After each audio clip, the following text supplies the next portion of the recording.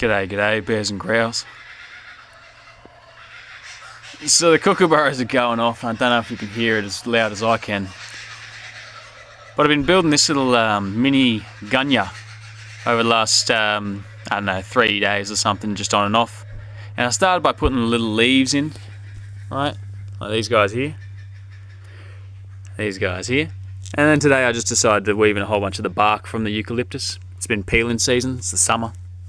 It's the season when snakes peel their skin and birds shed their feathers and trees peel their bark. Anyway, then I've gotten all this moss, and we're doing Feng shui for survival too. So this is on the eastern side, corresponds to the liver in Chinese medicine, corresponds to the colour of green, all sorts of things like this. The house entrance is on the eastern side because in survival you want to be able to see sunrise. You want to be able to see that first light because it wakes you up early and it gets you up before the birds so you can get all the worms and the insects before they do. Now on the polar side here, and I say polar side because Feng Shui was conceived of in the northern hemisphere where there was no concept of the southern hemisphere. So it was just north and south was the old terms. In this global concept of the world that we have now, we have to have polar and equatorial. So the equatorial refers to where the sun is, any direction where the sun is facing, and the polar sides is where the cold side is in your particular hemisphere. So for us in the Australia place, southern hemisphere, so southern side, so the polar side of the house has water. Balanced on the other side here, we have our fire element. This is a tiny little mini rocket stove, right? Make a little fire down here. Pulls up the draft here, yeah, tiny little rocket stove. A little hot slate plate there. Now we've got around the back here, so that would be the equatorial side, that's the fire element.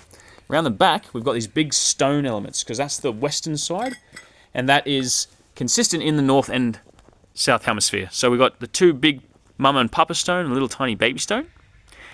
And they are solid on the west because we gather our chi and store it on the western side.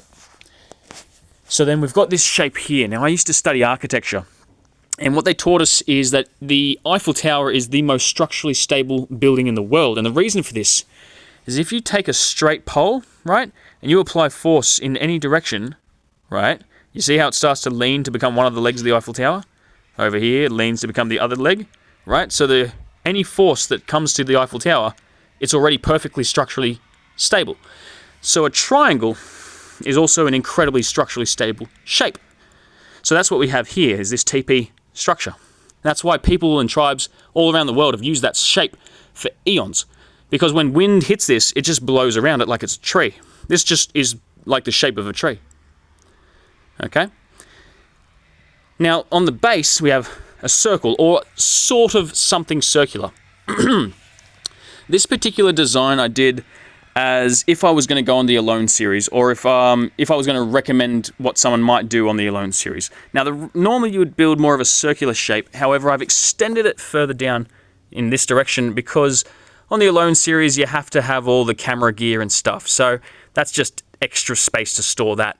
Now, the other benefit of that is you do end up with a kitchen space down here. Okay, so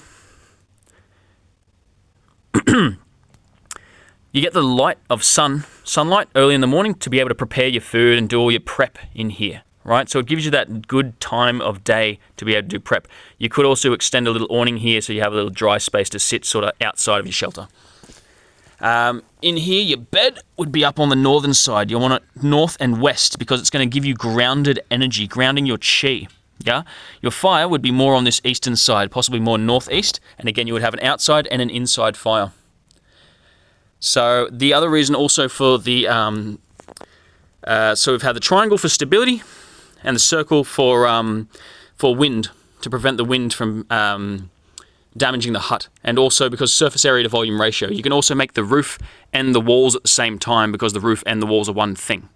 Anyway, that's enough from me. Here's a little thing there. I swear to God, man, these tiny homes are getting ridiculous. Gonna have to put this one up for $500 a week. Anyway, take care of yourselves, folks. Have a lovely day.